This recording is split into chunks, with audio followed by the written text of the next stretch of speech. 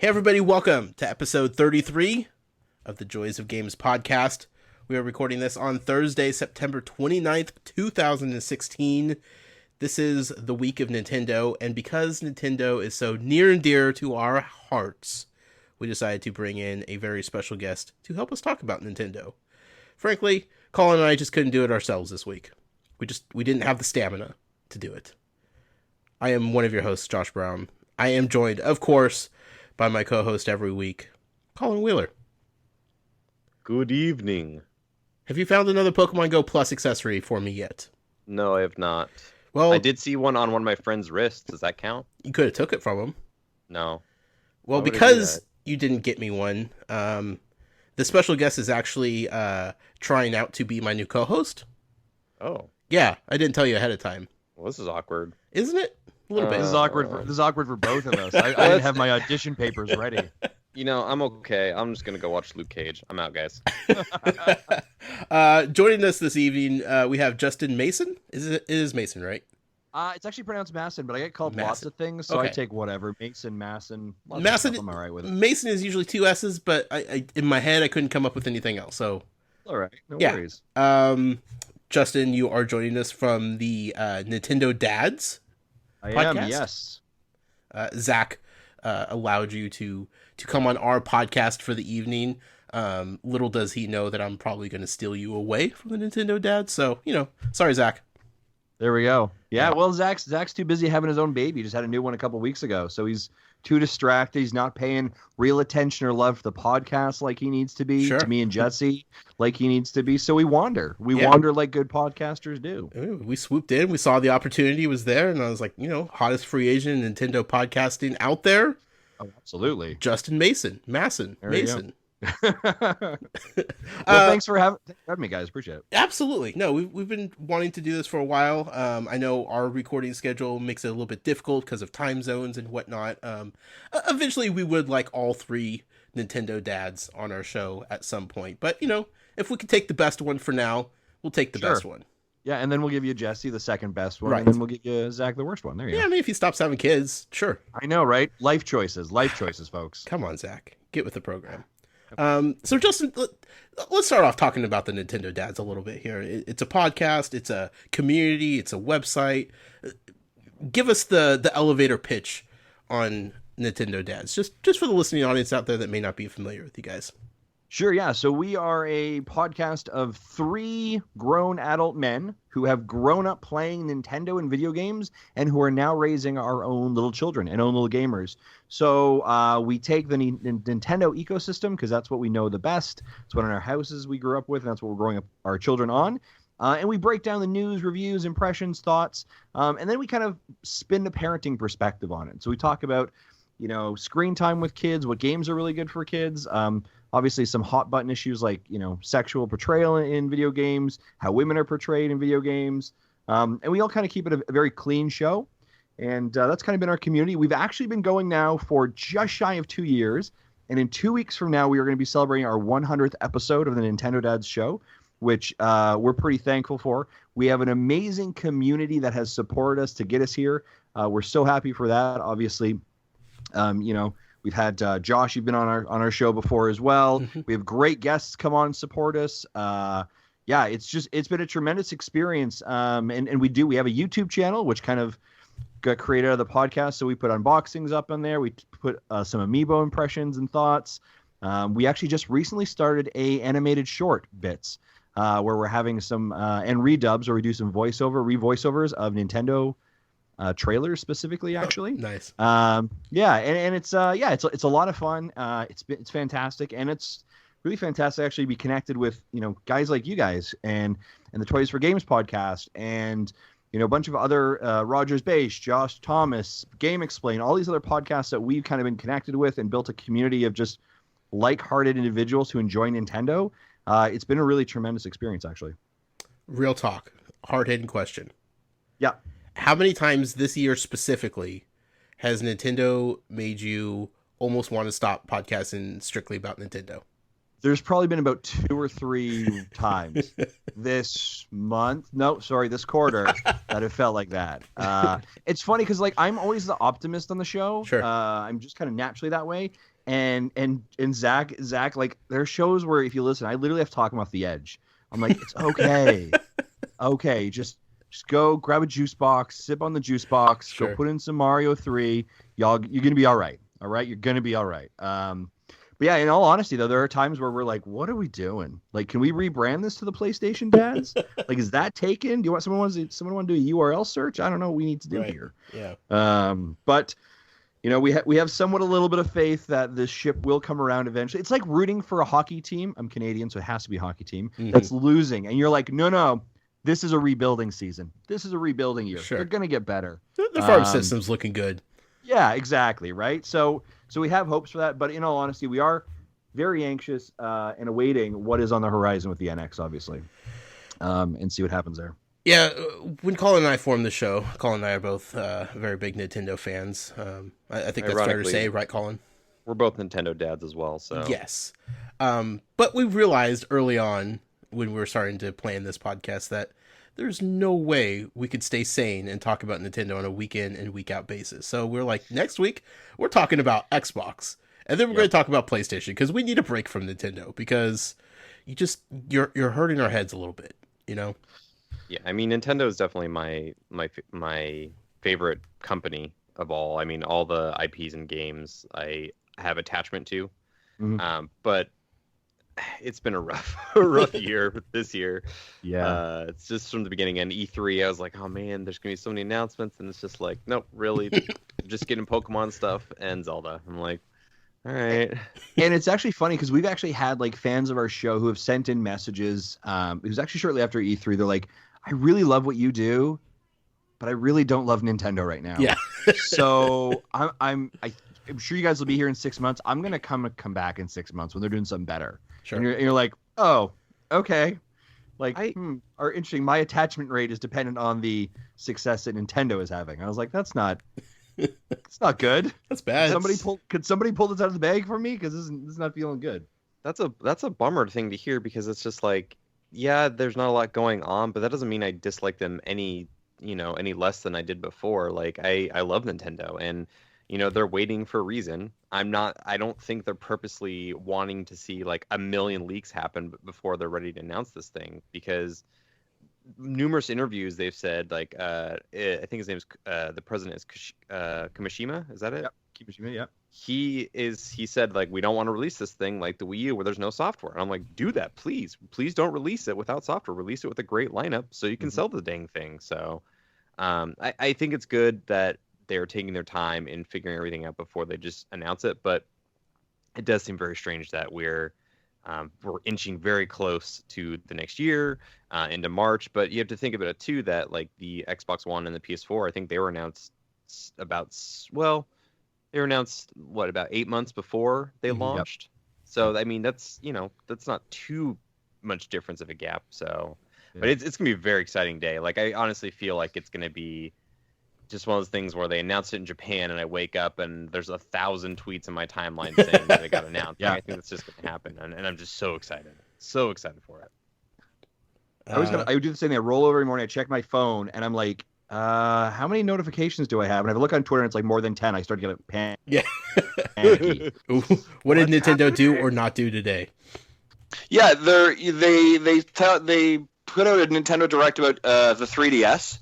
They get everybody hyped. They repurpose their content that hasn't sold, Yoshi's Woolly World and then Mario Maker. And then you're like, wow, this is incredible. The 3DS is still alive. This is really awesome.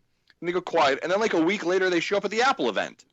And you're like, what is this? Like, what are you doing here? Yeah. Why are you like? I was literally at home just listening to the Apple event in the background, and Tim Cook's like, and there's someone we'd like you to meet. It's me, Mario. And I'm like, oh crap. Yeah. Now I gotta stop. I gotta stop what I'm doing. I gotta start figuring this out. Like, are you kidding me, Nintendo? Are you kidding me right now? Yeah. So we were actually podcasting mid podcast. It's when they announced the what is it, Callie and Mari amiibo. Mm-hmm. Yep. like we were recording at midnight, and like Josh lost his mind. He's like, "What?" And then he's just like trying to still podcast while like he's like, "I gotta write this down. I got articles to write. We gotta get this going." Oh, I'm glad it's not just me that feels like they're at the magical whim of Nintendo and whatever they want to do whenever they want to. Oh, yeah. Not that they need to base their schedule on my life, although it'd be nice, but yeah, it's nice to know that it impacts others as well. As much as anybody will ever complain about Nintendo and the lack of communication or news or anything like that, like the moment they come out with anything, like the entire internet just explodes collectively. So yeah, they know that, you know, they have us eating out of the palm of their hands, and they play up to it, I think. Yeah, which I think speaks to the staying power of that company. Right, they've created such a desire for information that there's this vacuum, so that when it does occur, it is like anything, you know, that we'll just latch on to. So yeah. I mean, it's no Ouya, but it's close. Ooh. We have to have Shots at least fired. one Ouya reference in every podcast. So Nice. Did either of you purchase it? I still have one sitting on my closet shelf. Wow, sitting in your closet shelf. Oh yeah, We're gonna stream that on our Extra Life, so that'll be Awesome. Good. good luck getting that thing running, buddy. I have plenty of Super Nintendo emulators loaded up on that thing. Don't worry. There you go. The only thing it was good for.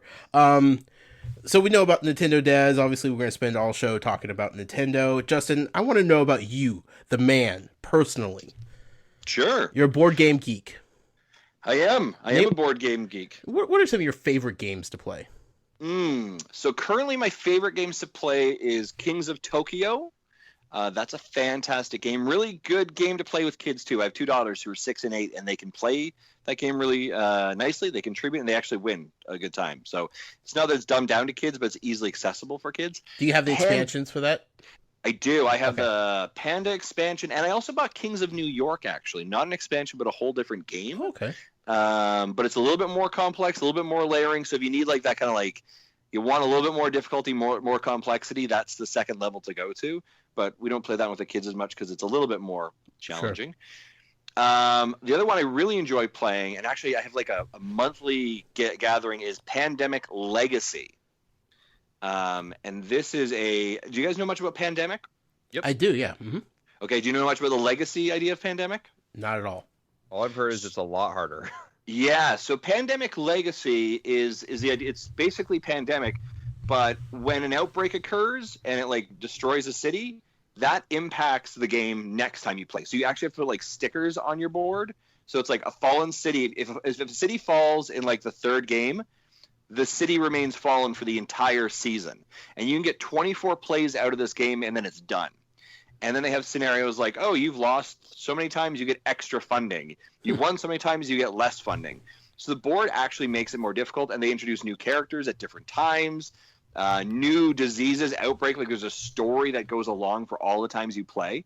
So it's really a cool concept. Yeah, so I play that with a friend, with a couple couples every single month. We do that, so that's a lot of fun. And the other one I really enjoy is Exploding Kittens. Oh yeah. And that's a fantastic, easy to pick up card game as well. So yeah, those are a couple ones that I'm a super fan of. And usually whenever I travel, I take them with me. Do you have the kid-friendly version of Exploding Kittens, or? Yes, we have the kid-friendly. We have the free kid-friendly version. Yes. Have you seen the cards in the other version? I have. Yes. Mm-hmm. Yeah, I'm really glad. It was funny because when I ordered it, I support the Kickstarter. I was like, which one should I get? I was like, we'll just get, when you kickstart something, you never know how good it's going to be. I'll just get the basic one. And then I saw the expansion afterwards. I'm like, okay, I'm really happy I just got the basic one and not include the expansion. Right. So fair enough. That one's hard to explain to the grandparents and the children. Yeah, well, time to learn, kids. Exactly. You're a rugby fan. I am. Yeah. What? I used to play rugby. Okay. When I turned 18, I came down to a university down here in Lethbridge. Kind of got sucked into the rugby culture, and it has been a huge staple of my life for a long time. I played and was president of the local rugby team here at the university. Then I played for the city. I actually did a tour with another university over to the UK. I coached it here. I reffed it. It's kind of just been part of my life in context, and I'm starting to teach my girls about the sport, which is really awesome. And then actually recently in March, I had an opportunity to go over to Ireland for a month for work. And my family came over and joined me, and I took the girls and my wife out to their first pro rugby game, which was absolutely fantastic. It was Munster playing the Newport Dragons over in Ireland, which is just a tremendous experience. So it was absolutely grand. I don't know many rugby fans. I'm going to be honest with you. That's fair. That's fair. Us dummies down in the United States aren't too big on the old sport of rugby, as you could imagine. Yeah. So it's nice to hear that like there are other sports that people, you know, outside of our wonderful country enjoy and you know, participate in. And actually, interestingly enough, the U.S. actually has a fairly good rugby community and circuit. You guys actually have semi-pro teams in the U.S. How about specifically on the West Coast, actually, kind of in the California area. Okay. And your guys' men's sevens team actually competed in the Olympics. Our Canadian men's sevens team did not even qualify for the Olympics. So that's something to. So you guys actually have a pretty good program there. Oh. And there's a huge Vegas Sevens rugby tournament every February, which is like a massive party, like Vegas needs a bigger reason to party, Right. that occurs there every year. So, well, yeah. they need to bring in that rugby crowd once a year, so. Exactly. More drunkenness. That's exactly what you need in Vegas, right? Mm-hmm. I knew rugby was at the Olympics. I knew the U.S. had a team there. I just assumed that we borrowed players from across the world because Sure. I didn't know how else we you know, put together a team, but Yeah. Colin's a big rugby fan, right, Colin? I'm a big fan. He's Googling rugby right now to try and figure out what it is, right? That's that one movie with George Clooney, right? No, that's Matt Damon. Matt Damon. Matt Damon again. Matt Damon. Is that the one where he's on Mars? Is that about That's rugby? exactly it. He plays rugby on Mars. It's Yeah. a fantastic Shoot. show. I don't even know how he does that with another person. It's the quietest game you've ever heard. He just drinks essentially is how it works. Yeah. That's what he did with It those just says he potatoes. plays rugby. So Justin. Yep. One last thing we need to cover here before we actually start talking about some video games. Sure. You're Canadian. I am, eh? Yeah. We've talked about Canada a few times on this podcast. Yeah. We love Canada. It's quirky. It's a funny little country up there in the Great White North. One of our discussions about Canada, though, Justin, led to me trying to convince my good friend and co-host Colin that your money system includes coins that are named Loonies and Toonies. Okay. And He that is a doesn't- true statement. He doesn't believe that's a real thing. Colin, I hate to tell you, that is an absolutely true statement. To be fair, I believe it now because I Googled it. But when you told me, I'm like, you are full of crap. I don't believe you. Why would they name their money off of a cartoon? Why? Well, we have the loon on the front of our loonies, our dollar pieces, which are golden. So that's one of the reasons why the loonie is there. And of course, being sort of funny in our satirical way, we thought, well, if a loon is one, well, two loons is two, so that's a toonie, I guess. Toonies. And a toonie is a silver coin with a gold center in it. Is that how actually- really they came up with the name of the toonie? To be honest, I'm pretty sure that's pretty similar to. I wouldn't be far off from it. To be fair, I think that is a lot more interesting than a buck or a dollar, honestly. Yep. A buck was, obviously used as a literal buckskin is what you would use to trade, and now we just call a dollar a buck. I think that's super lame compared to a loony toonie. Plus, it's just fun to say. It is. You're always like, oh, that's a toonie, that's a loony, right? That's just kind of the way it works here. So I got so many loonies in my pocket, you have no idea. That's pretty much the way it worked. Like it's a fantastic currency. And I travel in the U.S. a lot, so I appreciate, like, when I come to the U.S. and I have to pull money out of my wallet, I can never differentiate what I'm actually pulling out of my wallet because it's all the same green color that you have. Mm-hmm. Yes. Right? At least in Canada, ours is color segmented too. Yeah. Blue is 5, purple is 10, green is 20, nice red is 50s, and this like brownish color is 100. And it's and we've got lots of Canadian history on our money, right? We've got the Canadian Space Arm on there. we're very proud of it. And also, all of our money has our queen on it in some context. As it should. Our money's starting to look like Monopoly money too. So like our $100 bills are starting to have like purple streaks and like stuff. I remember I worked in sales for a long time in retail, and the first time someone handed me the new $100 bill with like the purple and the strip on it, I'm like, this is fake. I can't take this. Yeah. I had to call a manager over. I'm like, this doesn't look real. They're like, well, this is real. I'm like, all right, whatever. The concern I have for you, Colin, is really that after November 8th in your country, potentially what will be on the back of your bills may not be, may more be the logo of Mr. Trump. I think that our country is going to be on fire by then. Right, so yeah. I'm not really worried about it. Yeah. One of the top Google searches, by the way, if you don't know this, and be prepared, is how do I move to Canada? So Yep. Ever since Trump was nominated. So yeah, that's terrific. Yeah, we hear that. We actually hear that a lot, and I have like serious conversations. People are like, so if I move to Canada, where are you located? Right. Like, can I like, is it easy for me to get to you? Do you have a bedroom? How can you hang out? One of the videos that was kind of being passed around in Canada, I'll maybe have to send it over to you guys to take a look at it, is it's actually a Canadian building a wall at the U.S. border. I don't blame them. It's hard enough to get over to Canada. I've had my troubles getting into that country more times than I could count, my friend. But when you're in, it is very polite. It is very clean. Well, the air is somewhat fresher. One of these days, we're going to have a chat, because I have some stories about my time in Canada. Where in Canada have you gone? I've gone to Vancouver, and I've gone to Victoria. Okay, so that's all the hippies of Canada, right? That's all the tree huggers. No wonder you hated it, Josh. That's all the granola munching kind of Birkenstock, wool sock wearing, a lot of weed, weed in that province. Well, we're from the Portland area, so we know home. about that. Yeah, it's pretty close to Seattle. So whatever Seattle is, just a little bit more north, is pretty much what Vancouver is. Yeah. I say that, but actually Vancouver's a lovely place. It's beautiful country there, actually. Victoria is gorgeous. Festival of Lights one of these years. Yeah, that's fantastic. Well, the real reason we had you on this podcast, Justin, is just to make better friends with you. So if we do have to leave this country in about a month and a half, then Yeah. Interestingly enough, actually, I'm kind of nervous. I'm actually going to be in your country the week of the election. Oh, can you reschedule that? Yeah. So I'm actually coming down for work. I have to fly. I'm flying down on the Sunday, and I didn't even realize it until after I was doing the booking. I was like, oh, that's the election. I was like, oh, this might not go well. Oh man. So I don't know if I should rebook my flights or what I need to do, or maybe I should. I don't know what's going on. I mean, if you're coming for entertainment purposes, it's good to be tenfold down here, my friend. Quite a spectacle. Yeah. Yeah, I'm going to tell you, from the neighbors watching the north, it is definitely a spectacle from our perspective as well. Oh, I'm sure. Like, it's embarrassing right now, being an American, quite frankly, because of...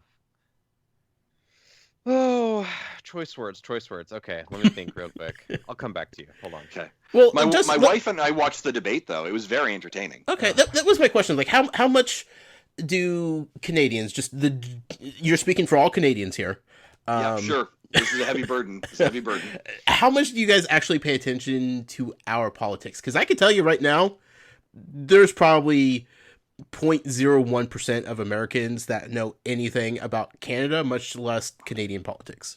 Oh, right. There's definitely more than that. It's just, generally speaking, though, yeah, people are it's a very self-involved country. I was actually just reading about, we're a high individualism country, so basically everybody's just all about themselves, and they don't really think about basically the world.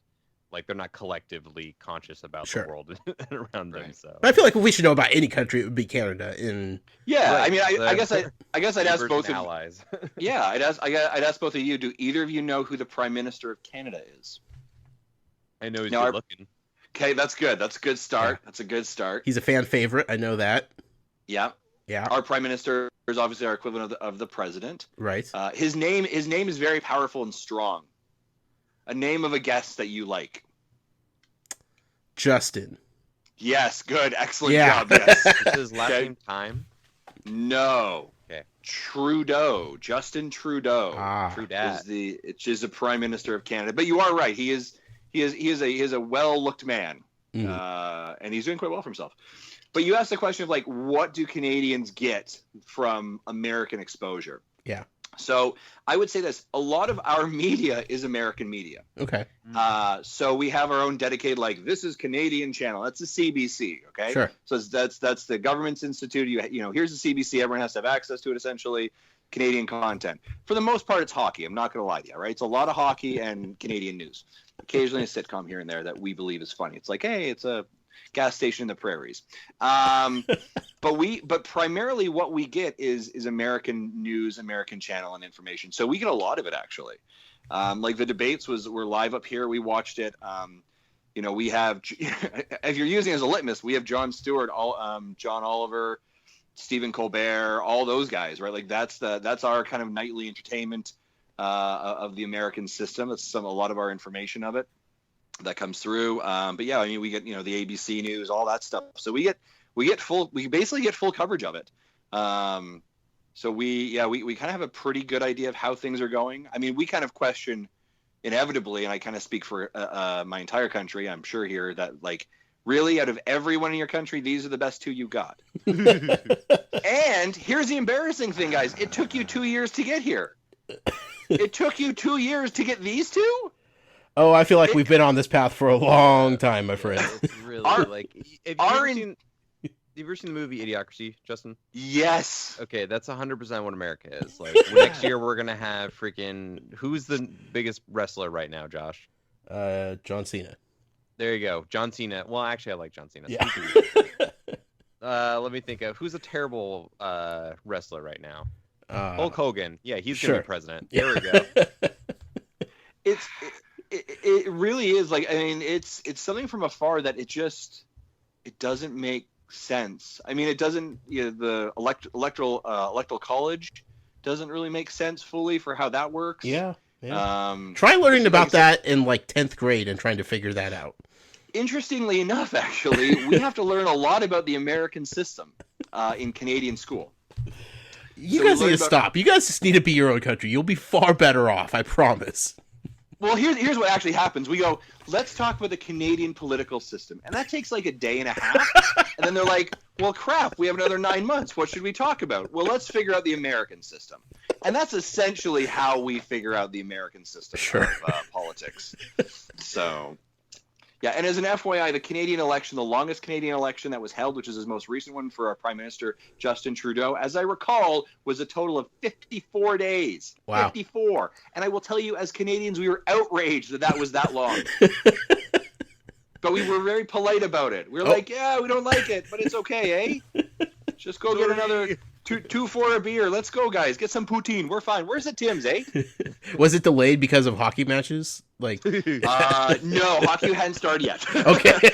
Our election was early October, so actually preseason was just starting. So that's why we have to wrap that up quickly, or else you just lose all coverage. Canadian Football League, that's a thing. Yeah, that is a thing. Yeah. It's, what's up with the field, man? What kind of football? Is it soccer or is it like football? Like American football. It's football. Our field is longer, as I recall, and we get one less down. And wider, and the goalposts are up front? Yeah. It's very dangerous. So there's some fundamental changes there. And in Canada, it's one of those things, it's kind of like either you are like, yes, I'm a CFL fan and I cheer for the CFL, Canadian Football League, or it's like, no, I watch all NFL. Right. So and I would say probably, like, if I was doing a quick polling, most of the people I know are like, I'm an NFL fan. CFL is a thing that exists. Sure. And our season is like July to end of November. Mm-hmm. Then we have the Grey Cup, which is our version of the Super Bowl. And we only have like 8 teams in the entire CFL. You got to remember, we don't have that many provinces. Right. So it's entertaining for a little bit. Always have a Grey Cup party. And then they usually have some like halftime show that's not a Canadian band that comes in and sings, and that's irritating. It's like, welcome in, Katy Perry, and you're like, I don't think she's Canadian. Do they try to do the Canadian national anthem too? They do. Yeah, that's for that one for that we actually bring in a Canadian to actually do that. But the halftime show, I'm like, I don't think Imagine Dragons is Canadian, right? but I mean, have the Biebs on every single time. Yeah, I know. You've got like 6 Canadian bands you can cycle through. We've got like Justin Bieber, you got Drake. Nickelback, you got Drake, you got the Bare Naked Ladies. I like them. Unfortunately, obviously, the Tragically Hip, and they've got a whole different thing going on there. Yeah, and that's about it. Maybe the Trues, maybe Rush, right? Obviously a good Canadian band. So you got to cycle through those guys pretty much. Yeah. Well, I mean, you have enough musicians to go around for the amount of teams that you have in the league, so Exactly. yeah, Exactly. it all balances out. Mm-hmm. Canada, the land of balance. The land of balance and politeness. That's enough about Canada. We'll learn more in about a month and a half when Colin and I migrate up there. So Sure, absolutely. Yeah. You guys, I don't think are actually that far from me. no, it's Where is it in relation to Oregon? Like, I am so terrible at geography. Okay, so you know the Montana border? Yes. Okay, you go straight up 1 hour from the Montana border, and that's Lethbridge. That's where I'm located.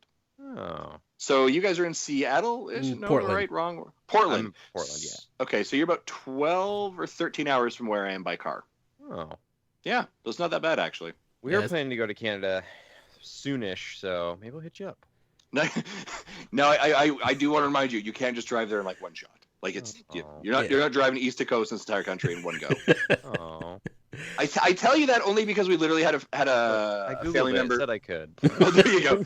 We had a family member that flew over to visit my father-in-law, and she was like, "Oh, well, I'm gonna hang out with you tonight, and then I'm gonna drive out and meet John for a tea, and then come back." And like, John was 3 provinces over. Yeah. And we're like, no, that doesn't happen here. You can't do that. She's like, but on the map, it's not that far. And I'm like, no, that's far. That is a very long ways to go. Science. Yeah. We need to give you Google Map, Grandma. yeah. Let's talk about video games, shall we? Let's do it. Do we have to? Yeah, I'm sorry, Colin. I mean, we can have a Canadian podcast another time. Dude, I'm loving this. We suddenly turned into the #1 Canadian podcast this week, so Probably. yeah. Shoot. And it's not in vain either. So let's start off with a game from our past. Being as how we had a special guest on our show that was nice enough to join us this evening, I gave him the opportunity to not only pick the game of the past, but the game of the present as well. But we have to start out in the past. We're going to talk about a little game from Nintendo's long lineage of classic video game titles, Super Mario Bros. 2. Before we start talking about it, Colin, as always, do you have the back of the box description of this fantastic title?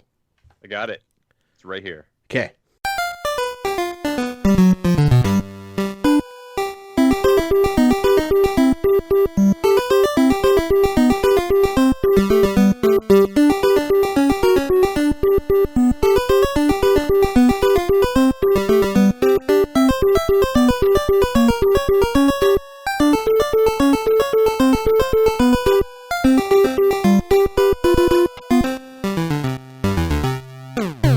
So Mario's back, bigger and badder than ever before.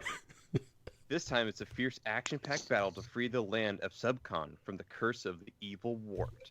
It's up to you, along with Mario, Luigi, Toad, and the princess, to fight your way through bizarre, multi-level worlds and find him. This time you've got a brand new kind of power, plucking power. Now anything you can find can be a weapon, but beware. If you've never seen creatures like these, Shy Guys and Tweeters, Ninja and Bezos, and you've never had an adventure like this one, only cunning and speed can save you now. Wow. You gotta watch out for those Tweeters. Plucking I try to do power. it every day, but you know. Can I point out that they are assuming you, the player, is the 5th person in this group? I mean, I don't know, man. Like this is not a normal Nintendo game, honestly. It's a little different. Justin, why in the world did you pick Super Mario Bros. 2 to talk about? So I picked Super Mario Bros. 2 for a couple of reasons. I think Super Mario 2 is such an oddity of a game. And where, like, if you take a step back and you look at the Super Mario profile that has been built over 30 years, I don't think there's really any game that sticks out more as like an odd sore thumb than Super Mario 2. And obviously this is for a couple of reasons. First and foremost, Super Mario 2 is a reskin of Doki Doki Panic that came over from Japan, which was kind of a last-minute reskin sent over to us. Because essentially, when Super Mario 2 was created in Japan and they sent it to North America, it was determined way too hard of a game. North Americans essentially can't deal with it. We got to do something different. So they went back to the drawing board, created this, used Doki Doki Panic 2, or Doki Doki Panic, sent it over here. That became the reskin of Super Mario. So that in itself is such an oddity and weird, I think, when you think of how iconic Mario is. But the other thing that I think, as odd or as kind of an odd, sore thumb that this game is, this game also introduces us to what becomes some very high staples within the Super Mario world. And what I mean by that is some of the attributes that are actually attributed to this game. So, for example, this is the first time that we get Luigi's kind of larger jump or longer jump, kind of that flutter. This is the first time that's actually introduced. So that's a very interesting thing. This is also the first time we get Princess with that kind of floating that she has with her dress. And this is the first time that Toad becomes a playable character in some context. We also see some other components like the Shy Guys that appear. So although an oddity, this actually began to formulate and begin to stabilize the attributes and characteristics of some of the Nintendo universe that up to this point were still kind of floating around in some context.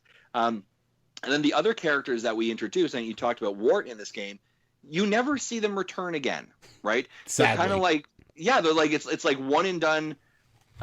It's as if it was like a Divergent on an odd timeline. Like I feel like it's a bad Doctor Who episode, or a bad Back to or like a bad Back to the Future. It's like, this is the alternate timeline. Like, if Bowser didn't exist, what are we gonna do, Marty? I don't know, Doc. Get in the car, go back to Mario 1, make it harder. Like it's those kind of things that I think make Super Mario 2 a really kind of important game in the timeline for Super Mario. I mean, the most important thing that Mario 2 brought us is Birdo. Mm-hmm. Yeah. And her, and the plucking power, because that's really important. Yeah. And I mean, you even look at that, like the plucking power never comes back. Yeah, that I'm thinking about it. Like, well, you can lift like blocks and stuff, but yeah, actual plucking. And like the precision that you had to have to, like, because there were certain things that when you were pulling on the ground, you could see the strenuous difficulty pulling it out. And you had to like really quickly pull them out quickly, throw them very quickly. Yeah. Right. And then there was. Oh, go ahead. There was also that like power jump to go up. Right. You like press down. He kind of like, they flash white for a second. You get a higher jump as well. Like those are things that never come back in the series again, really. And I think it's funny that like they reskinned Doki Doki Panic because what is now called the Lost Levels was too hard for Americans, but for me playing Super Mario Bros. 2, it was too hard for me. I could not play that game. Like I would always at the time that I had my NES, all 3 Marios were out, and I would just go back to Mario 3 every time. I'm like, I don't want to deal with this. Yeah. I simultaneously love and hate Super Mario Brothers 2. Love because it's so quirky, and hate it because it is so freaking hard. I have never beat that game without the use of a Game Genie, and it makes me mad. Yeah, it is a challenging game, absolutely, and it's challenging because when you think of the gaming mechanics that the first Super Mario Brothers teaches you, and then the assumption is that those skill sets will be transferable into the next continuation of a game, and they basically like throw the script and say like, nope, try again, folks. And you're like, okay. And then you play this game, and whether you master it or whether you just give up, or whether Super Mario 3 comes along and you just move on to that. It's such a weird dynamic. And then we juxtapose that with Super Mario Brothers 3 that comes out, which then basically the mechanics you learned over in Super Mario 1, the way to play the game is reintroduced to you with some tightening of controls and just a little bit more polish. It's such an oddity. It's such a weird game. What about the potions that make magic doors appear that you go into like the reverse world for no real reason? It's almost like Zelda mechanics a little bit in there too, like a little bit thrown in. Yeah, and you gotta grab the key and get moving out of there as fast as you can. Yeah. So I was listening to music from this game before, and I was like, man, this doesn't really sound super like classic Mario. And then there is a Mario theme in there. I guess the composer is Koji Kondo in this one as well. Oh, wow. Because it was created by Nintendo internally. And they did actually re-release Super Mario 2 in Japan and called it Super Mario USA. Yes. Yeah, it's interesting. Yeah, like it's interesting that you literally have to retitle a game after a country to understand where it is in the Super Mario timeline. Like, in case you were all wondering, the Americans couldn't do this game good enough. Sure. So we had to create their own special game, but why don't you try it for fun? Yeah. It's such an oddity of a game. And then the kind of the other part that pulls that for this, I've talked about this a little bit before on a podcast with Sean Capri called We the Gamercast. I came from a single parent family, and I didn't know my dad much in my life, but he would every once in a while contact me for like my birthday or Christmas. And he said, like, what do you want for your birthday or Christmas? And I actually asked for this game. And birthday or Christmas came and gone and never showed up. So it was kind of like, oh, well, that's just the way life is, right? Mm-hmm. Disappointment, parents, it happens, right? And then sure enough, almost a month later, the game shows up in the mail. Huh. And this game has been through like shipping hell.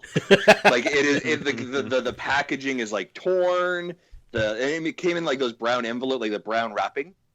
You can tell it's been beat up. It probably looks like it has been dropped somewhere and like stepped on once or twice. It's like that Ace Ventura scene when he's doing cartwheels over the packages. Pretty much, right? But it showed up, right? And it was just kind of this weird moment of like, as a kid you don't really think much of it, but I remember how oddly important that game was for me. Sure. Because after the disappointment of it not showing up, it did show up. And so there's a lot of like a weird emotional connections with Mario 2 to me. I know it sounds probably weird, but we are connected to a lot of things that we do. But I have such a distinct memory of like the shape that box was when it showed up, the condition of it.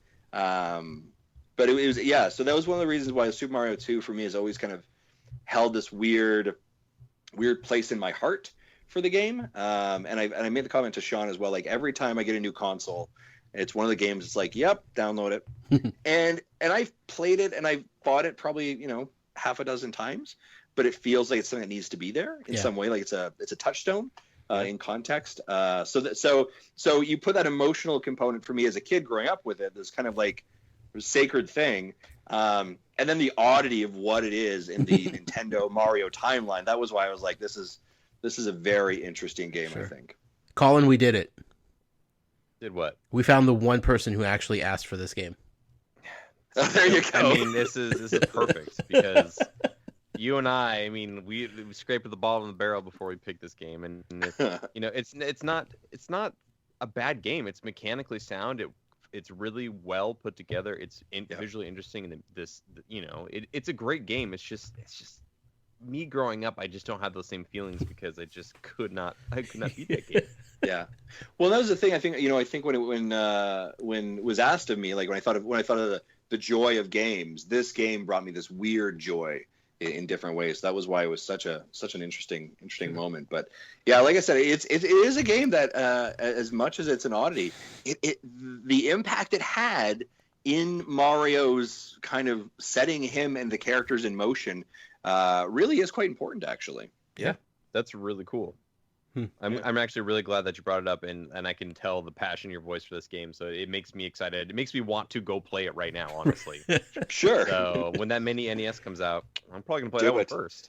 Absolutely, you should. Yeah. It's funny. I actually think it's actually, and people will argue with me, I think it's more important than Super Mario 3. To you? I think actually in relation to a lot of the fundamentals of what occurred in the Mario series. I think the characteristics and what it set in motion in Mario 2 that stayed true for the rest of the series, I think might be more important than what Mario 3 did for the game.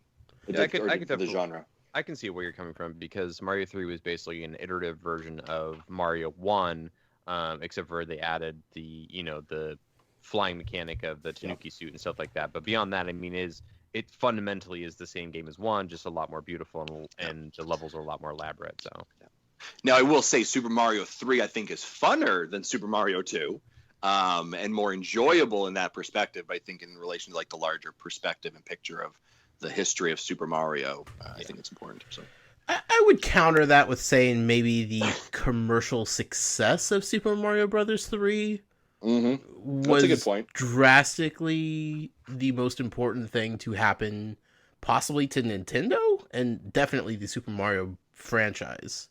Well, it was released at the very end of the NES life cycle. Like the Super NES was coming out, I think just a couple months later, and at that point there was just millions and millions of NESs in the market. And you know, Nintendo, it seems like every single time Nintendo releases a console, they always have that swan song, you know, software. Like you get the Wii and you had Skyward Sword, Mario 3 in this case. I don't really know if Wii U had Mario Color Maker Splash. Wii U. Yeah.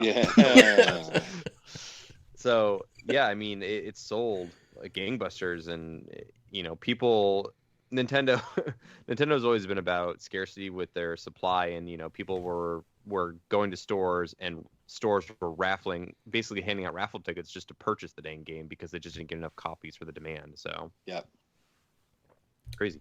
Well, funny you mentioned characters that disappeared and never came back, because who knew Super Mario Brothers USA would actually be foretelling of Wart, aka Donald Trump, coming to power. Shots fired. Now do you want to play that game, Colin? Now I don't know if I can look at Wart the same way. I've ruined your childhood. Everything. I'd be very interested. Like, I would love one, because Nintendo sometimes just is quirky, right? Like, they do things that are like it's a curveball you never saw coming. Like, hey, by the way, here's an NES remix. Have a good day. Bye. And you're like, what the hell just happened here?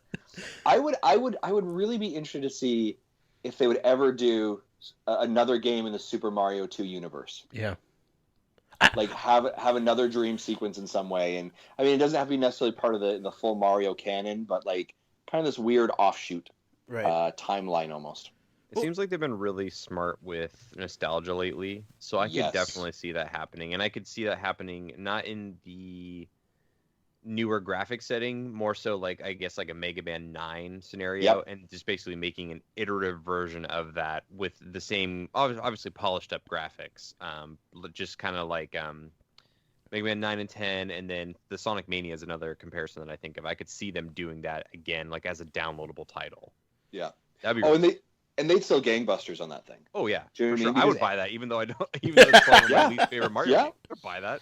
Because it sits, again, I think, and to your point here, Colin, that's what Nintendo's doing right now so well, right? They are leaning into that nostalgia feeling that we all have. And these adults who are in their, late 20s, early to mid 30s, who are now parents who have this disposable income potentially and have this nostalgia for this thing, that they fit in this perfect sweet spot of like, hey, here's a Nintendo, here you go, play all your 30 favorite games. You're like, this is brilliant. And I think that they're just doing that really well right now. And I would even argue, like with the Pokemon Sun and Moon coming out soon, that's a nostalgia play as well, right? Yeah.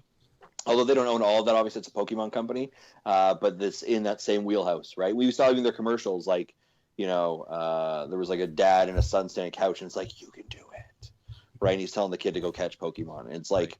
They're really good at that when they do it really well. Yeah, I mean, that's how Pokemon Go happened so quickly, is nostalgia, 100%. Mm-hmm. Well, yeah, with Pokemon Go, too, that led to the DS sales basically going up significantly, and used game stores were selling out of every used version of Pokemon, and Alpha Sapphire and Omega Ruby went up in sales, too, because of Pokemon Go craze, so that's going to translate into Sun and Moon as well. Yeah, didn't someone say like the NPC numbers in, I think it was July or August, for like you said, for the DS was like, it was like a 250% increase. Yep. Like it was just ridiculous. Yeah. So it's such a good deal now too, though, because like you can get a 2DS for $80, and there's such an amazing library of regular DS and 3DS games. So it's like, it's not that much of an investment for such an amazing library of awesome games. Yep. Agreed. Absolutely. Well, Justin, thank you for bringing Super Mario Bros. 2 back to the spotlight. No worries. Someone needs to talk about that game. That's fair. Speaking of talking about things, Nintendo still isn't talking about the NX, we could sit here all show and discuss the latest rumors and dirt sheets regarding what people think the NX is or what it's going to be. But dude, what's going to happen if it comes out and it's not a hybrid and it's just like another iterative console? And that's a good question. I kind of asked this last night on our show. Like, we have unfortunately got ourselves to a spot that I don't think there's any way that Nintendo can live up to the expectations that we as fans have created, and the hype mongering that we have all done in some context. And I'm going to raise our hand.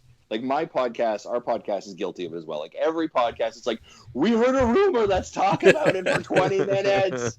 Now, in all fairness, if you don't give us news, Nintendo, we will do that ourselves. Sure. I am super fascinated by that. Like, I like listening to rumors. I like hearing theories. Like, that all interests me. But yeah, I agree with you. Like, the hype is so out of control at this point that it's just not going to live up to expectations. But it would be really strange, though. Like, I feel like everybody, all like the hardcore Nintendo fans that are like paying attention, they've already mentally decided, yeah, it's a hybrid console. I already know that. Show me what else is about it and how powerful it is. But we don't even know that. We don't even know it's a hybrid console. Yeah, we're already like, oh, the first 5 games are going to be this, and this, and we're like, we haven't even. How can you tell me what the game is when you don't even know what it is? Like, that's, Mario, that's Zelda, unfair. Metroid, obviously. I mean, it's got to be. Well, obviously. yeah, and throw in Pokemon, obviously, right? Yeah, and Pokemon's got to be on there. Oh, it is such a it is a dangerous spot. And then you see hyperbole, and I shouldn't say hyperbole, but actual quotes from like the president of Ubisoft, and who else came out recently? Oh, it's painful. They're like, oh, it's so great. I'm like, yeah, but you can't show it to us. So who cares? Yeah. They're revolutionizing what they're doing again. It's a new way. We're so excited for them. I'm like, that's nothing. You're just saying words that don't mean anything right now. You also said that about the Wii U, so let's back it up a little bit here. Yeah. Just throw in a couple more buzzwords like synergy and webinar and like, are you next kidding gen me chips. Yeah. Next gen chips. 4K. You gotta have them in there. Yeah. Oh yeah, that was the hilarious one. The 4K. The 4K console. We do have some news though, actual news, not Yes. just rumors and speculations. We're getting the NES Classic? Yes. Is that the official name? Well, Japan's getting a Famicom. Yeah, they are. That looks And the awesome. It does look awesome. Like, there's a little spot you can put the controllers on the sides. I don't know if that's like the original console was like that, but that's super cool looking. Yeah. Yep, that was the original console. It seems for the most part like it's a lot of the same games. I can read them off real quickly. Donkey Kong, Pac-Man, Excite Bike, Balloon Fight, Ice Climber, Galaga, IER Kung Fu, which I'm assuming is Kung Fu in the United States. Super Mario Brothers, Legend of Zelda, Atlantis, no Nazo. Sure. Hot title. Gradius, Makai Village, Solomon's Key, Metroid, Castlevania, Adventure of Link, Bumping Sumo, which I want to play that real bad. Super Mario Brothers 3, Ninja Gaiden, Mega Man 2, River City Ransom, Double Dragon 2: The Revenge, Super Tamashito Luo, Final Fantasy 3, Dr. Mario, Downtown Nikutsu March Soryuki. I'm butchering all of these names. Mario Open Golf, which does the NES Mini have that? I don't remember that. No. Yeah, I don't think it does either. And then Super Mario USA. And Kirby's Adventure. So yeah. So there's about 5 games. 5 games that are not on the US roster that are on this one. Unless they're just translated to different names that we don't know. Could be. Yeah, that's a good point too. You could pre-order it now from Amazon Japan, and they do ship to the US, so thanks to Amiibo, they broke open the doors to Amazon Japan, and they started shipping over to the States. Is that all of North America, Justin, when we get that kind of information? Offering? Yeah. Like, are you saying like can the Canadians get Amazon Japan? Is that Yeah. Yeah, like we can order through Amazon Japan. Okay. We actually have sometimes difficulty ordering through Amazon US, believe it or not, because you'll have products that'll say it's not eligible for shipping to your country. Sure. So that's an issue. So we weren't able to get on. Who did the pre-orders in the US? Was it Target or Best Buy? For which one? For the mini NES Classic, yeah. So the Toys R Us has done it so far. Yeah. Best Buy has done it. Amazon has also done it. So we have done no pre-orders in Canada for it at all. And all those pre-orders were like up for maybe 5 minutes. Yeah. So I speculated this when it was announced that this is going to be like Amiibo this holiday. This is going to be like the Wii, where every 2 seconds at work I'm getting calls asking, "Do you have this in stock? Do you have this in stock? Do you have this in stock?" Because they are not gonna fill the demand. They're just not. Yeah. And in Canada, because of our currency exchange, the price is not, because what is it, for $60 for you guys? 60, yeah. $60. Yeah, so in Canada it's $80, and then you get the controller, so it's like $100 for everything. It's not horrible, right? Sure. It's still, but there is definitely a price difference there for us as well. But that's also the $80 is like the normal price of video games in general, right? Yeah. Okay. Yeah. So, it's very interesting. Between the two, I'm actually more interested in the Famicom than I am in the Classic. Really? Yeah, because I have an old school original as it is. I mean, I do too. I just like the idea of just the novelty of the tiny version of the thing that I have sitting underneath my TV already. Yeah. And then just the plug and play as well. It just sounds exciting. Yeah, I like they're gonna make gangbusters on this thing, both of them. Like it's gonna, and I want to see where this Classics line expands, right? Please. So are we going to get the SNES Classic? Are we going to get the 64 Classic? Please, 64. Are we gonna get like a classic Game Boy? Ooh. Hopefully. Oh man. And it's all the old school screen colors and everything. Man. Classic Virtual Boy. Just gave me chills. I know. You're getting me too excited. Except instead of like eating up 8 AA batteries or whatever it was, it's an that's my actual Game like Gear. lithium battery. Yeah, okay.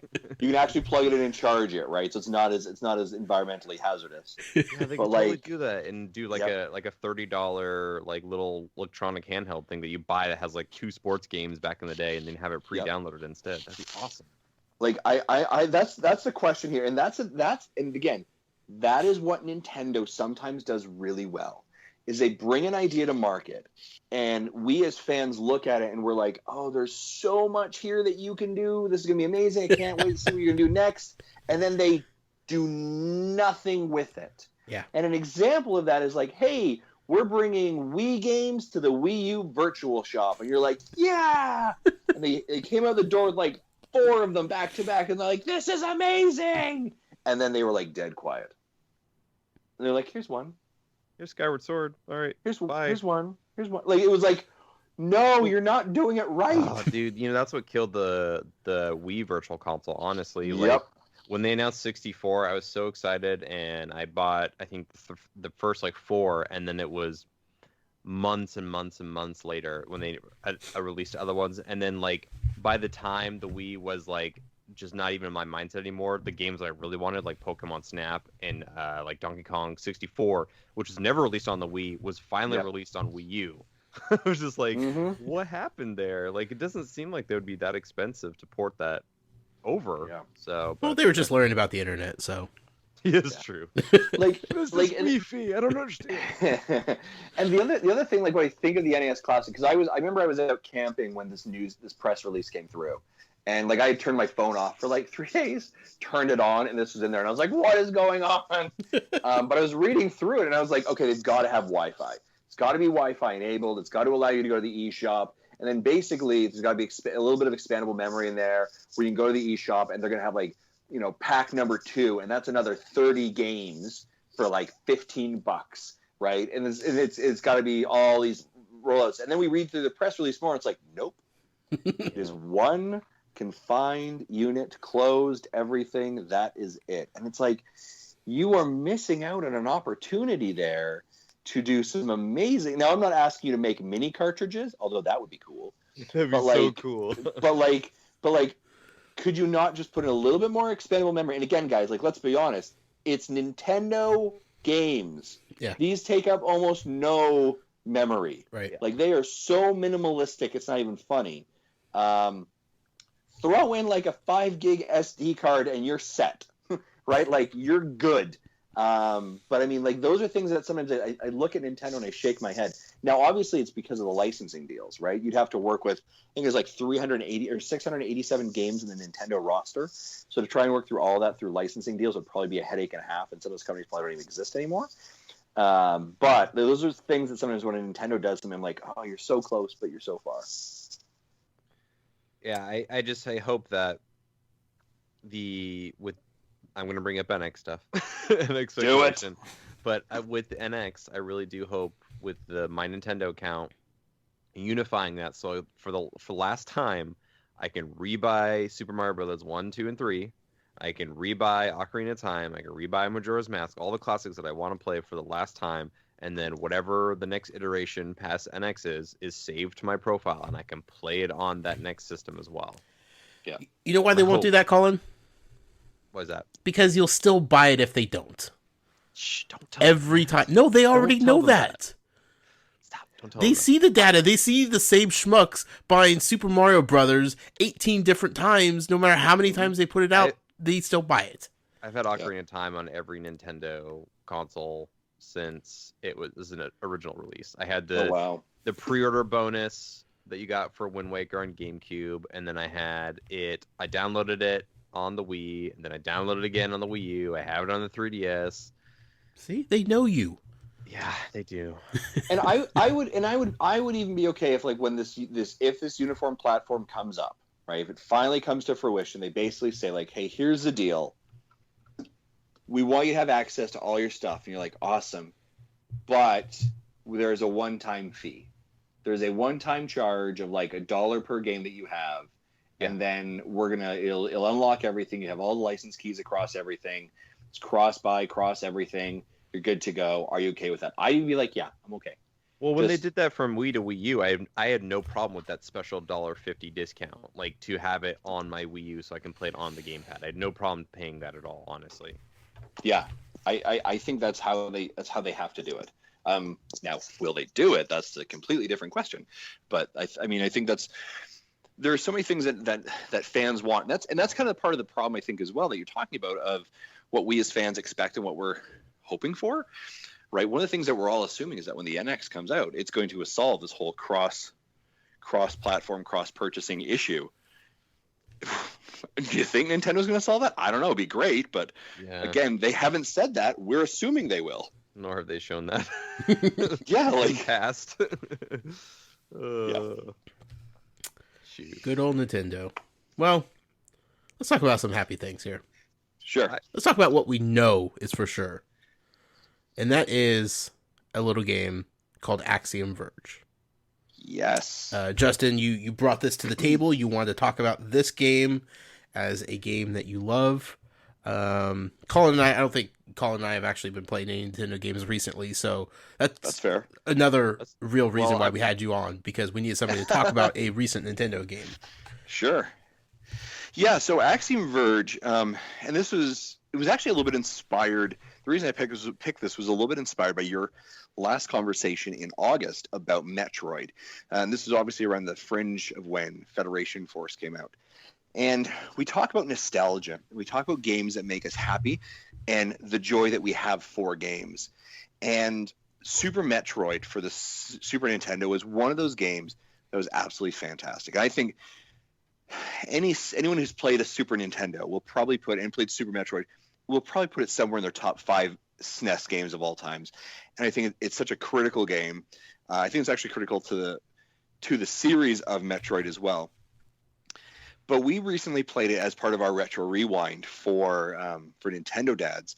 Played it in June, and by the end of it, I was just like, I remember why I love this game. Mm-hmm.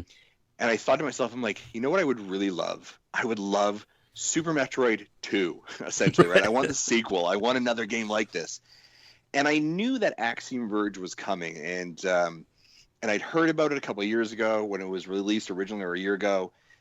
Critical acclaim. Everyone's like, oh, it is Metroid 2. It's the Metroidvania. It's everything you want it to be. And I was like, do not lie to me. So there, you have got my hopes so high right now. The hype. And so we came off of Super Metroid. I was kind of in a Metroid feeling, in a mood. We transitioned to August, and I played Federation Force. And it's not a bad game, but it doesn't quite scratch the itch that I wanted for Super Metroid 2. And then in September, early September, Axiom Verge was released for the Wii U. And you may as well just call it Super Metroid 2, the game you wish they made, but they didn't. Mm-hmm. And it is such an homage and a love letter to the Super Metroid game. There are literally figures and pieces of the game in there, and part of the set design that basically look exactly like it's pulled from Metroid. It plays like Metroid. The level design, where you find your weapons, your ability to explore to a map, kind of go into a map and realize that, man, I can't quite finish this area because I need something. There is the MacGuffin, right? Yep. The boots, the laser, whatever that is. I now need to go find that, because that's how you can see how you have to get through a level, right? I need this thing. I don't have this thing. I need to go find it. And they just do such a fantastic job at creating that atmosphere. Even the music kind of has that bit music going along with it. And it has that feeling of isolation that Super Metroid has when you're playing it. I mean, like, Super Metroid is a very isolating game. You know, there's even the sound cues are very, like, quiet as you're moving in and out of doors. You feel like you are indeed on a foreign planet, on an alien planet, trying to survive. And Axiom Verge does a lot of those exact same things as well. You know, and you are alone trying to figure out, really, well, I don't want to, like, spoiler it at all, but you're alone trying to figure out what's happened and who you are and what's kind of real, what's not real. And yeah, so I don't want to go too much further into that, obviously. Yeah. But it's that isolationism, and Axiom Verge creates that. And I think it's just, I think it's probably one of the best indie games I've ever played. Sure. The fact that it's done by one guy completely blows my mind. Unbelievable. Unbelievable stuff. This is a game that the moment I heard it was getting, like, I was with those people on Twitter when it came out 2 years ago, and I saw it. I was like, hey, you know, tweeting, hey, at Axiom Verge, will this ever come out on the Wii U? And of course, it's like, we have nothing to say right now. Yeah. Right? I was like, I'm one guy, leave me alone. Yeah, don't give me that. You're killing me right now. I'm sipping on my Tim Hortons and I need Axiom Verge. But when I finally heard that it was getting released, I was so hyped for it. If anyone listens to the show, they were probably hearing it. I was like, it's coming. And then, like, the moment it arrived on the Wii U, it was like, and I think I was out doing something when it was finally released at like 10 a.m. on a Thursday, and I like pulled out my phone and hit like pre-purchase. Yep. So that, oh no, I was camping. That's what it was. I was in another province, and I was like, when I come home, that game will be pre-installed. I'm not screwing around. Like, I don't want to wait for that extra time. It's going to be ready for me. Thank you, Nintendo, for having that infrastructure now. But it's a game that you just pick up. It's also a game, because I think sometimes there are games that you play that you don't want to finish. Mm-hmm. Because, but inevitably the finish is coming. And I think probably, Colin, maybe for you, that's Ocarina of Time, maybe, right? Because it sounds like there's so much passion and love for that. And this is a game that, and sometimes, like, I think we are in a consumerism society sometimes, of like, we eat as much as we can, we overeat, and we don't enjoy our meals. And sometimes I think we have to kind of think of like video games as meals. Are you stuffing your face with it too fast, or are you enjoying it and digesting it, and it's a good meal? Do you know what I mean? And you just don't want it to end, but you know it does eventually. And that's what Axiom Verge is. Verge is a meal that fills you up and makes you feel good, and is an amazing experience, and just a masterful art piece, really. Yeah. That makes you kind of long for early 1990s, drinking Orange Crush and eating Doritos at way past into the night playing video games. Or and that's Surge.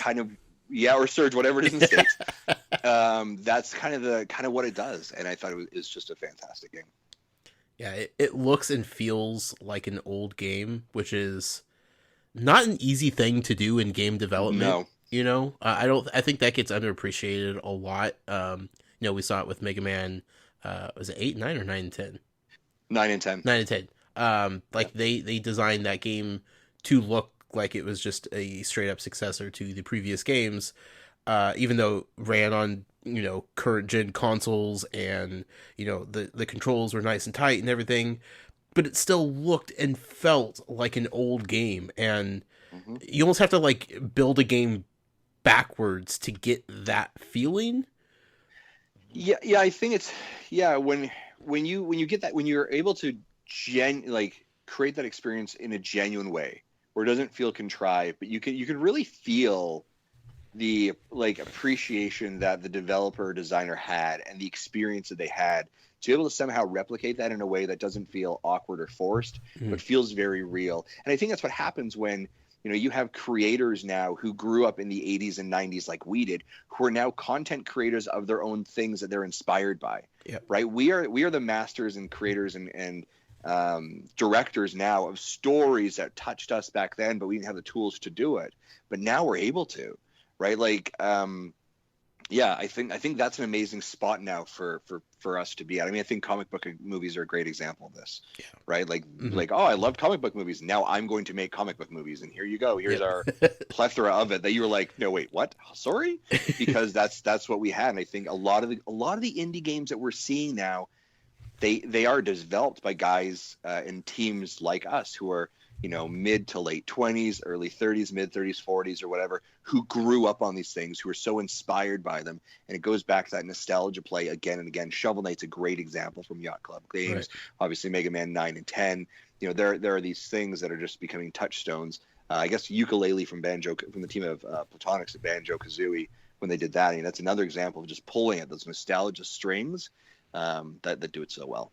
Yeah, game developers in the 80s had Pong to pull from, Yeah, exactly. How much inspiration could you get from that? You know? You had nowhere to go but up here, folks. All right. That ball can get out of control. It's crazy. Gotta start somewhere. Yeah, I've played Axiom Verge on the PS4. I absolutely loved it. I remember playing it and thinking, this is a Nintendo game. This feels weird to be playing it on a PlayStation console.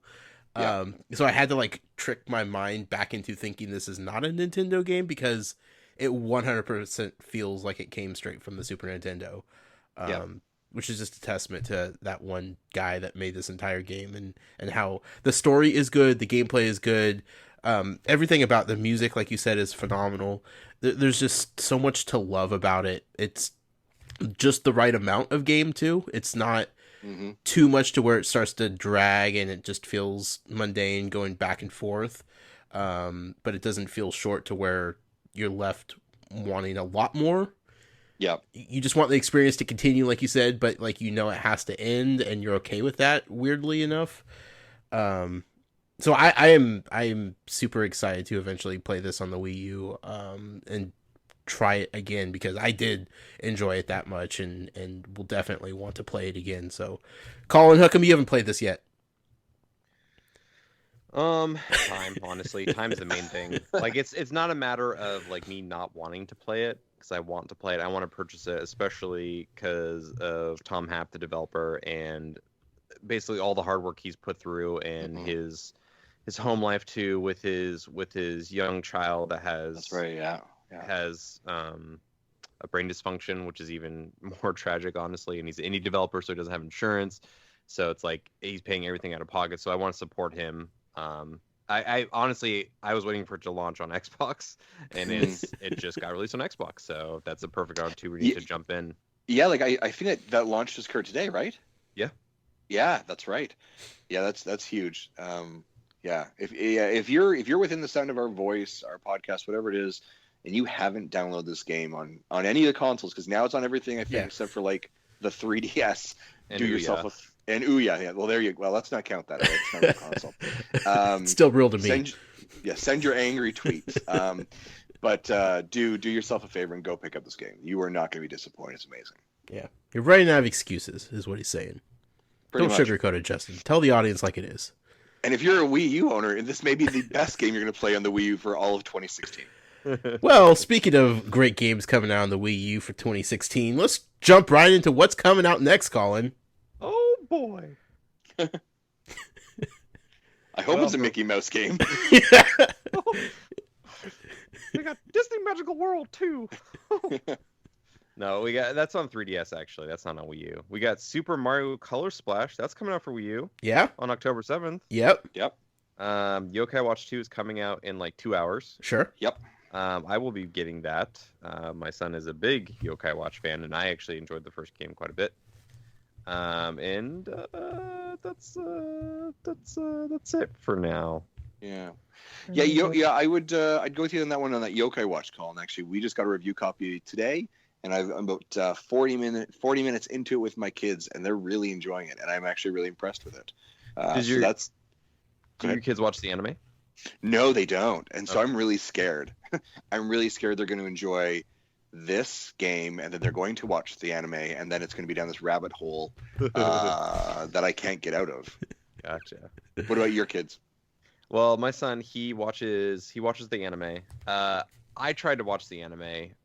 It is too the dub is really over the top. Like, I think it's too much for kids. Like, I can watch Pokemon with him because Pokemon, I have that nostalgia factor. I don't have it with the anime, but it's very like over the top silly anime, and I can't get into it. But he loves the anime, and I have a lot of the medals around the house. We have the actual giant yokai watch thing that's just absurdly big and absurdly loud. Who doesn't? So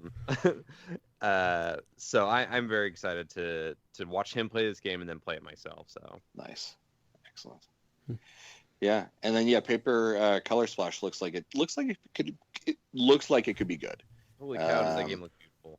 Yeah, and they actually did a marketing campaign, I think a couple days ago. Nintendo put out a press release that was essentially like, if you like Splatoon, here's why you're gonna like Color Splash. And I think like one of the reasons was it's colorful like Splatoon, and I was like, oh man, I feel like we're really stretching here. Before you got on, Josh and I were talking about that, and it's like, if you like Super Mario Brothers, the series.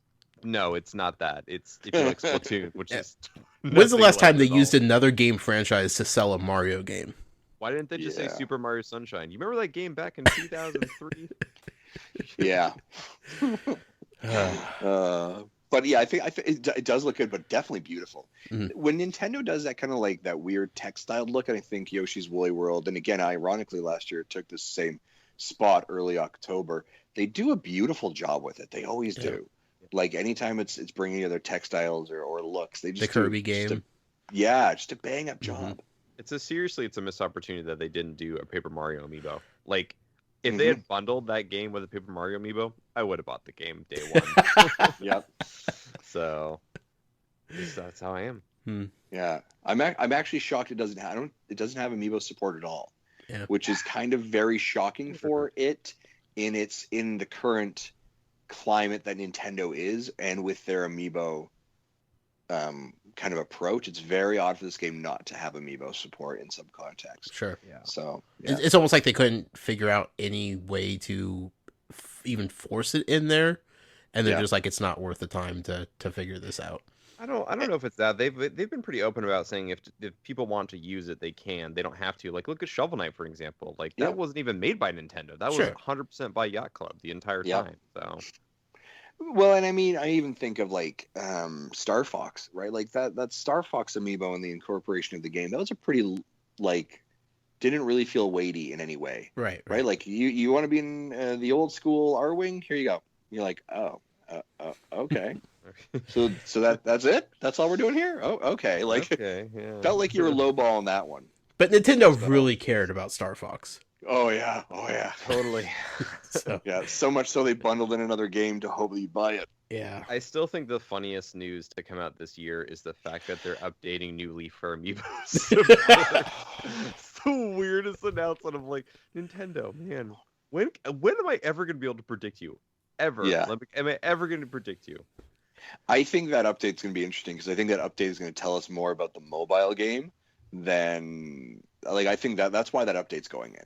That update's going in for some reason for it hooks into the mobile strategy. So I'm curious where, when we start breaking down what that means, it'll be interesting. Yeah. Did you pick up on the new cards, the amiibo cards that they announced for the fact that it's a mobile home? Mm-hmm. I did, and I actually ran that by a good friend of our show, Josh Thomas, and he's like, "Nope, I think it's just a mobile home." Nope. I was like, "No, I think it's Nintendo's smarter than that."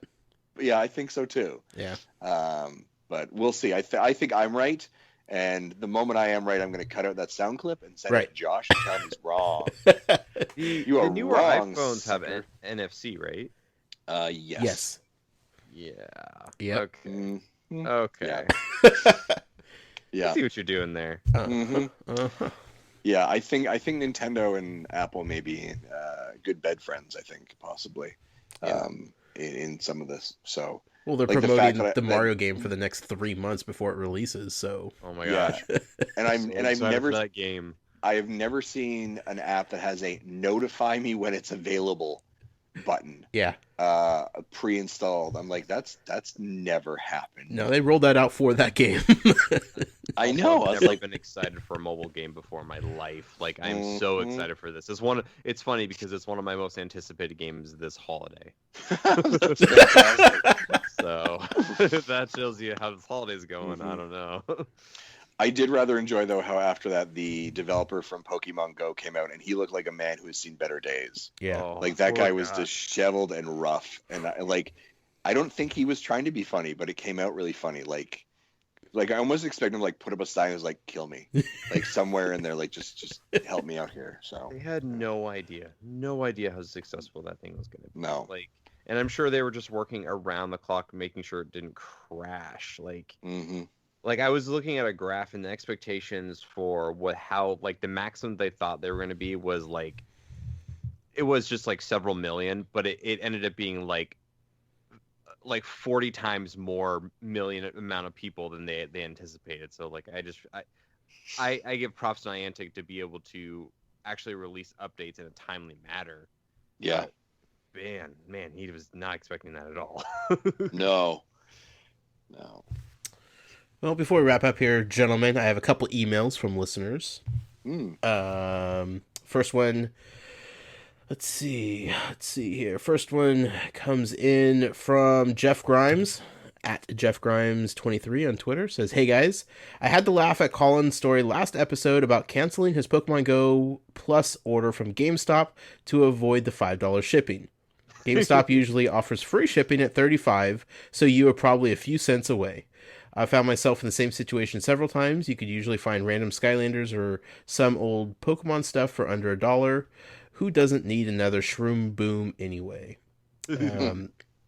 I had also pre-ordered a Pokemon Go Plus from Amazon for my son.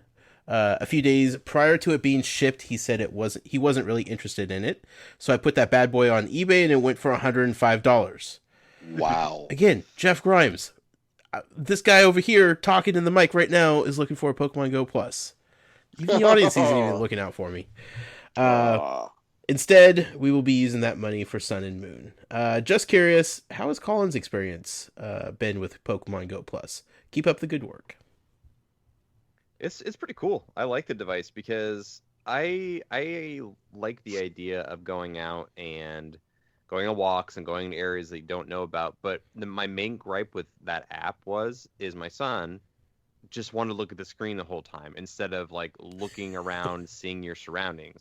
So the Pokemon Go Plus is really cool because he can just have it on his wrist, and when it vibrates, he can just press a button, and then he, quote unquote, either caught a Pokemon or didn't catch a Pokemon, or it was a Pokestop. I don't have to take out my phone every time. You just press the button, and you get whatever the Pokestop has. Sure. So I really like it. I think it's totally worth the money. The one gripe I have with it so far is you can only use Pokeballs to catch Pokemon. You can't use Great Balls. You can't use anything past that. So I ran out of Pokeballs like very quickly with that thing, and I don't have any more. But I have like 100 Great Balls just sitting there. I wish there was a way to tell it like if I'm out of Pokeballs, go to the next thing. But sure. Minor gripe, but I really like it. Yeah. Justin, how's Pokemon Go hunting up there in the Great White North? Yeah, it's not too bad at all actually. There's one stop relatively close to me, but a lot of it's kind of in the downtown core area where I live in Lethbridge. So it's not uncommon for me and the girls to kind of take an hour and go down there, and they just walk around and they catch a bunch. And it's still relatively like there's a pretty good community. You'll still see people kind of on the street corners, battling out for gyms, and people in their pajama pants and right. kind of wearing T-shirts and hoodies that support Pokemon. So it's pretty good. I'm kind of really excited for the actual. I have an Apple Watch, so I'm excited for the app to come out on the Apple Watch and to put it there. But yeah, it seems pretty thriving community still. So, yeah. But I can't take over a gym. Like I'm level almost level 20, and like I took over a gym and I felt really good about myself.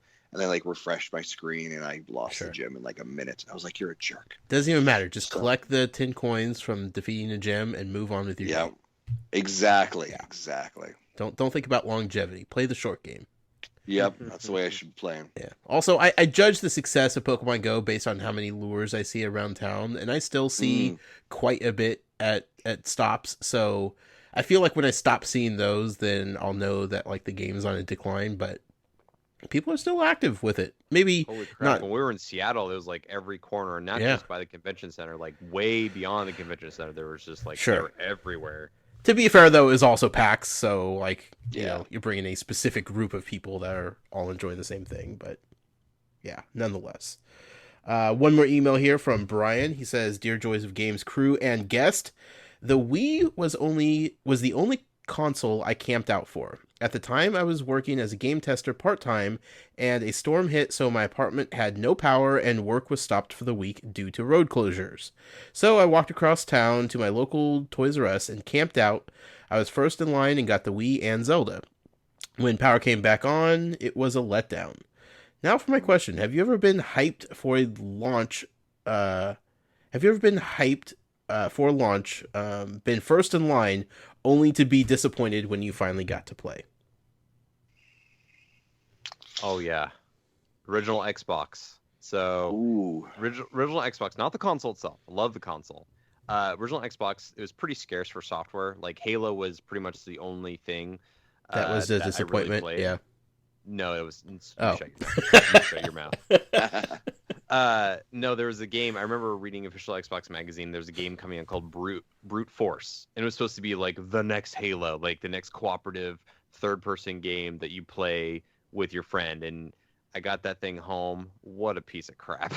It Oh, was no. so bad. The environments were so bad. The characters were so boring. It was just such a terrible game, and I remember just waiting months and months and months because it kept getting delayed because I'm pretty sure internally they're like, okay, this isn't very good. So when it finally released and I bought it, it was just such a bummer. What about you, Justin? I haven't actually camped out for any console launches. But the only time I ever like stood in line for an extended amount of time to try and get something was actually for Super Mario Maker. When it came out, I was at the Toys R Us about 3 hours beforehand and kind of joined in a line of people who were there. A lot of it was for the Amiibo hunt, actually. Yep. So because it was all like one launch time. But I think, I was also really hyped for Super Mario Maker. And although it wasn't like a super letdown, I felt after a couple of weeks, it felt like it let me down. Like I didn't feel like there was as much there as I really wanted it to be. Felt like it was more of a tool than a game. Yeah. So that was kind of it. But I mean, not for the most part. I haven't really had that experience. Although I do feel like I wouldn't say I'm going to camp out, but I do feel like I'm going to be in line for Breath of the Wild when we finally get that drop date. So Definitely. yeah. 3DS launch day. You know how disappointing it is to go home and realize all you have is Steel Diver and Street Fighter to play? You didn't get that Ocarina? sucks. Ocarina wasn't a launch day title. No, it wasn't. It wasn't? Mm-mm. No. Oh, man. It was that well after. Sucks. Are you, at least you're ambassador, right? You got all those. Oh, free games. yeah. There you That go. didn't make You me still feel better. can't get those games. I can't believe you still can't get some of those games. Nope. Yeah. Street Fighter 4 and and Steel Diver. Boy, That's- oh boy. That's a great example of why that initial lineup that has to be so solid. And, Yeah, because and they had that price, like what, $70, and then Mario came out around the same time, and that's when it started selling. $350 it started out. Oh, I remember like trying to smile and put on like a happy face and explain to the people in my family that like I'm happy with this purchase that I just went out and did. Like I'm happy about this.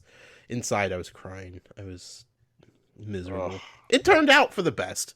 I mean, don't get me Sure. wrong. I've had tons of great gaming experiences with the 3DS, but man, day one that was a rough day. That was a rough day. But like I was in that mode of I really want it because this is new and fresh and nobody's really seen this before, and I want to be like one of the first to talk about this, and should have waited. But yeah. That's one of the burns of early adoption, right? Yep. So Yep. Oh well. Colin, thank you for reminding me. We have one more thing to do before we sign off here. We asked you guys on Twitter, who you can find at Joys of Games on Twitter, of course, what games you're playing. We want you to share your joys with the hashtag #ShareYourJoys. Alex at Atari Alex said, I just started replaying Twilight Princess in HD so I could have a max level Wolf Link for Breath of the Wild. Well played, Nintendo, on that move. Yeah, big time. Malik at Rose of Death says, that sounds like a killer idea, but I think my wife would kill me if I took over the TV for multiple hours again. And that was in response to Alex replaying Twilight Princess. So every time I play that game, I always forget that it's like a 60-hour game. Yeah. Like every time I'm like, okay, I'm done. I'm like, no, I'm not. I'm not even halfway through this thing. It's long. Big shout out to Malik. He's actually he's pretty active in our community as well. Yeah, he's a great guy. BDK at Blue Dragon Kaiser on Twitter says, right now I'm enjoying Mario Kart 7 because I missed out on it thanks to Skylanders. Tomorrow, however, Yokai Watch 2. Nice. Adam Tuttle at Phoenix Backfire said DuckTales remastered for the Wii U. Nice. Woohoo! Yeah, That's a great game. I Trevor, really hope they do Darkwing Duck eventually. big time. Yes.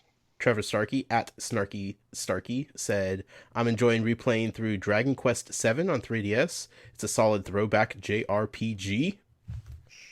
I hear that is a big game too. Yeah. Like, Jesse, That's a commitment. Jesse said he's in like 35 hours into that thing already. Yeah. So yeah. But you know, buckle up. Dragon Quest fans, like, that's their game. You know? That's their jam. Yeah. Dude, those games, like I want to like those games because I love Akira Toriyama's art style so much, and Square makes great games, great JRPGs, but it's just like so daunting every time I think about it. I'm like, ugh, I don't have time for a 100-hour JRPG. That was what was so nice about being a kid, is like, time didn't exist. Nope. Finally, Jeff Grimes at Jeff Grimes 23 said, I've been replaying the Disney Infinity 1.0 playsets on the Wii U. First time I played them was on the Wii, so they feel new. So thank you to everybody for responding to that. We like hearing what you're playing because, we're playing games and we talk about a certain game every week, but we definitely like to hear what you guys out there are playing. That's the show. Justin, thank you so much for joining us. Oh, thank you so much for having me. It was awesome. Yeah, please take a few minutes and tell people where they could get a hold of you at, your show, your Patreon, your YouTube, your Tinder, your Snapchat, all that. Yeah, we're hoping to extend our our Nintendo dads into Tinder. That's really where our next market's going to be for sure. It's MySpace, man. It's all about MySpace. Yeah. So you can follow me if you're interested in following what I do and the board games I play, the rugby I watch, and the parenting that I do. You can follow me on Twitter at Masson. That's MASSON 23. But if you're interested in what the Nintendo dads do, you can follow us on Twitter at Nintendo Dads, Facebook Nintendo Dads, Instagram Nintendo Dads. Go over to iTunes, Stitcher, Google Play. Subscribe to us. We're a weekly show. Go down every Wednesday, so that's on Nintendo Dads as well. And we do have a Patreon, so if you're interested in supporting us or helping us create more amazing content, head over to patreon.com/Nintendo Dads. We also have a YouTube channel, Nintendo Dads, and we put up videos of our podcast, unboxings, our shorts, all kinds of stuff. So basically, if you type in Nintendo Dads into Google, you will find us in some context, and we'd love for you to join us and be part of our community, as you welcomed us in yours as well. So yeah, that's us. That's a solid pitch, man. You feel like you've been doing that a couple times. Yeah, we have like scripted near the end of our podcast, and it's an actual script. So I'm like, I feel pretty good about this. So, well, again, thank you for joining us tonight. It was a lot of fun. Yeah, thank you so much for having me. And like I think we talked in the pre-show, but yeah, we're gonna try and find a way to get all three of the Nintendo guys, Nintendo dads, on the show with you guys as well. And obviously, Colin and and Josh, you guys are welcome to come over anytime onto our show. And we'd love to have you as well. Well, we can only talk so much Nintendo in our lives, so that's fair. I get that. I understand. I may take you up on that offer sometime. There you go. I can always talk more Nintendo. But I always love tuning into everything you guys do, especially for even the Amiibo news too, and your Toys to Life stuff too. That's incredible.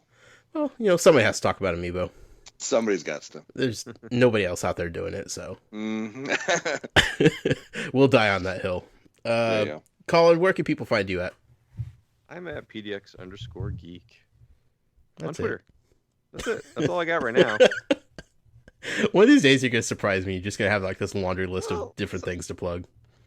Sometimes I throw in my like gamer tag and add me Caboose's Hero on basically every major console on PC. So yeah. See, there you go. I feel better now. Okay. Okay. You can find me personally on Twitter at The Noise. You can follow the show on Twitter at Joys of Games. Email us anytime you'd like to do so. joysofgames@gmail.com. The website where all this goodness is hosted is, of course, toysforgames.com. If you'd like to support us and what we do, I'm just going to say, just go to patreon.com/Nintendo Dads, because they're great folks over there. Go over there, support them. They're doing great things. I know our community is fantastic, and if there's one thing I could do tonight, it's to push as many people over to your guys' content, because, again, we can only stomach so much Nintendo, and you guys do it every week. So if you're here just for the Nintendo, there's another show that's doing it on a regular basis and probably doing it much better than us. So with that being said, thank you all for listening. This has been a fantastic show. I'm packing my bags, getting ready for Canada. But play some games, enjoy them, have fun. Play some old games. Play Mario USA. USA. Because USA. There's no Mario Canada. Just remember that. It's a me, hey Mario. Wait, isn't the Tanuki leaf? Isn't the power up from Canada? It would have to be a Tanuki maple leaf. Yeah, that's true. There you go. Yeah. Good It night. makes them really good at hockey. Oh shoot! Really? Is that what that tail's for? Exactly.